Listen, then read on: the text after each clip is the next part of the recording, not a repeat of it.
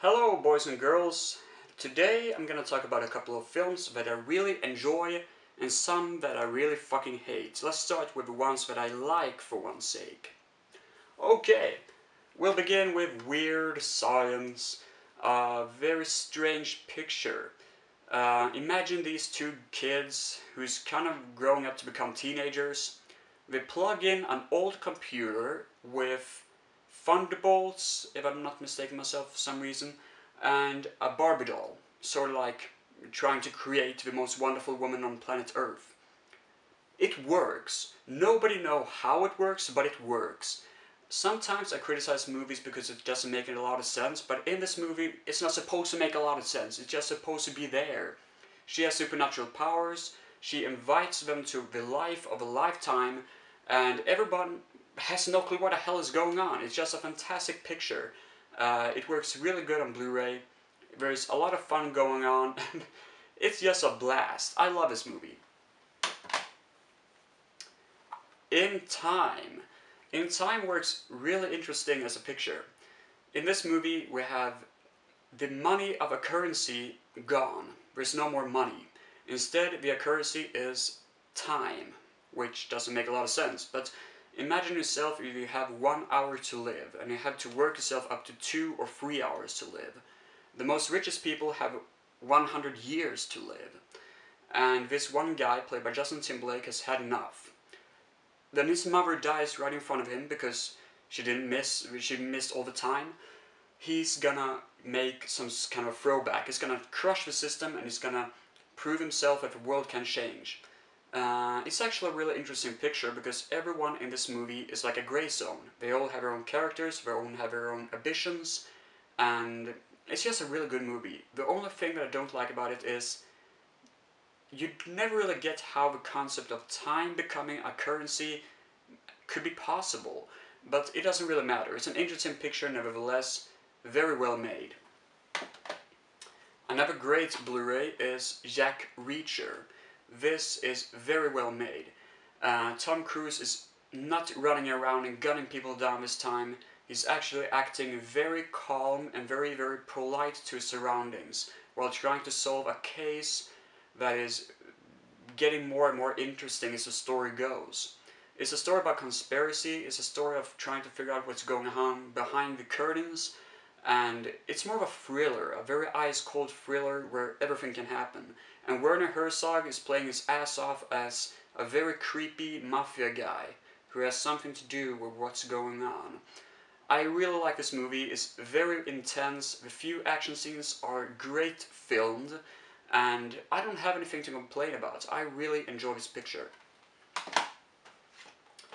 Dante 01 takes place on the fictional spacecraft Dante 01, where a lot of prisoners is kept, or actually there's like 5 prisoners, but they're really scary guys. Anyhow, a new prisoner arrives, and he has supernatural powers.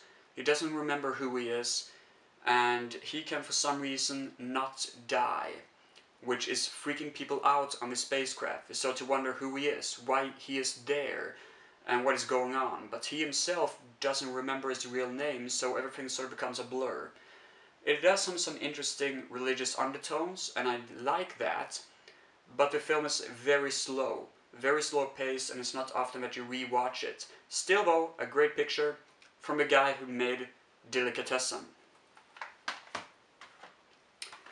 Nightbreed, directed by Clive Barker and starring David Cronenberg in a pretty interesting secondary character role. Now, Nightbreed is the type of film where monsters are the good guys and humans are the bad guys. It doesn't have that much of a violent sequence that makes you want to go, ew! But there's one scene where a guy's almost ripping his face off. That is pretty fucked up. And also, it's more of a cool action flick where a war is happening towards the end of a film, and it's badass as hell.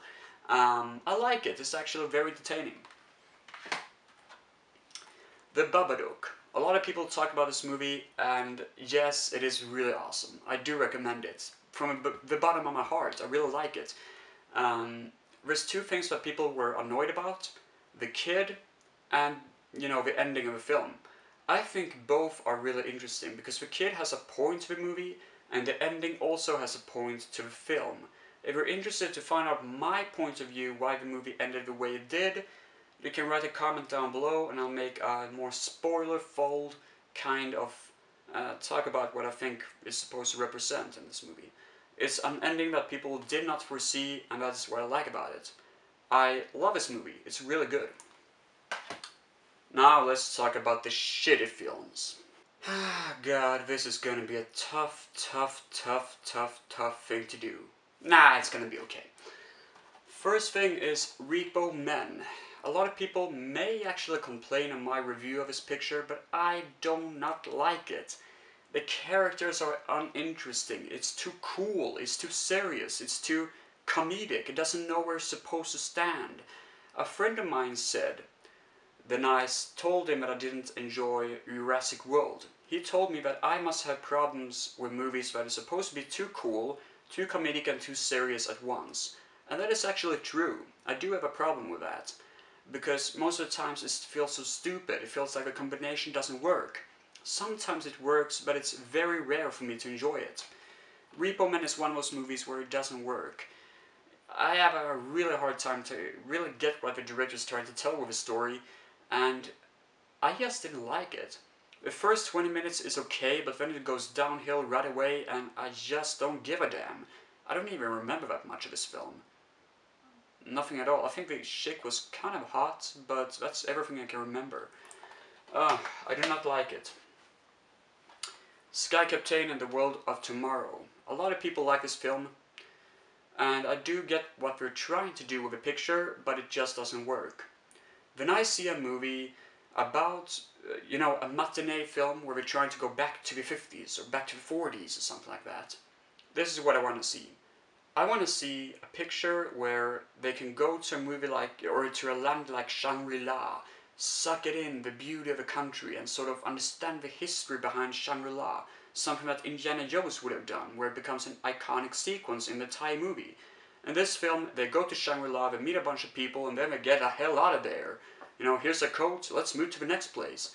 It just pisses me off. You had the chances to do something cool about Shangri-La, and make it a cool place, but no. You just sort of visit it for a few hours and then you're out of there. What was the point of that? You could have done that in China or Japan or whatever.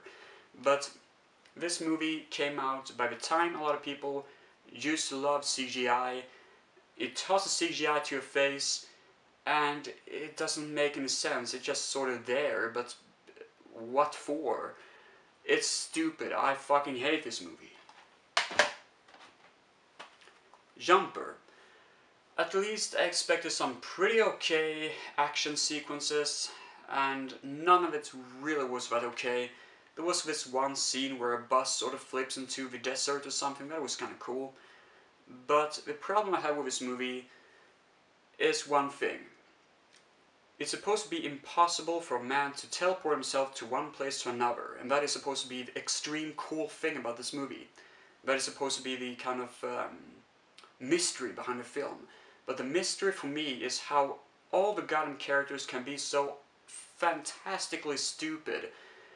He has been pronounced dead for years. He comes back to his hometown and everyone's sort of like, you're the guy. Didn't you die? Oh no, I guess not. Have a nice day. It's like, what the fuck? It could have been President Lincoln or who the hell. Nobody would give a damn.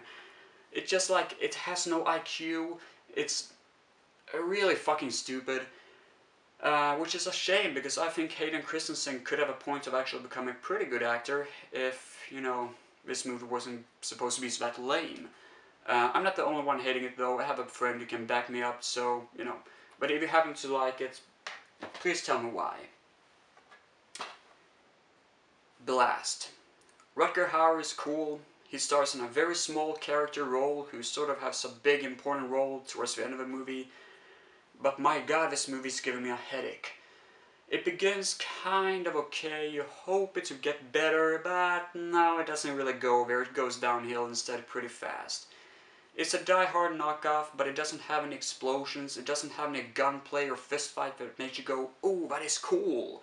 It's more like a bland, dull thriller where nothing really happens, and it's a complete rip-off to the Die Hard manuscript. It feels like it was written in 2 days, and it's just uninteresting and unbelievably bad. My god, I fucking hate this shit. What I watch this trash for? It's such a sadness because Rutger Hauer is a great actor. He's starred in a lot of cool stuff like Blade Runner, Blind Fury, that is awesome, Wanted Dead or Alive, that is pretty cool, and Deadlock, or Wedlock, or whatever it was called. That's a good movie. This is not a good movie. Do not check it out. Okay, I'm probably gonna get a lot of hatred for movies that I hate, but now please tell me what you guys think. I'm open-minded, I like to hear whatever people think. And, yeah, sorry if anyone is offended by this, but fuck it, man, it's YouTube. Everybody gets offended by anything. See you later.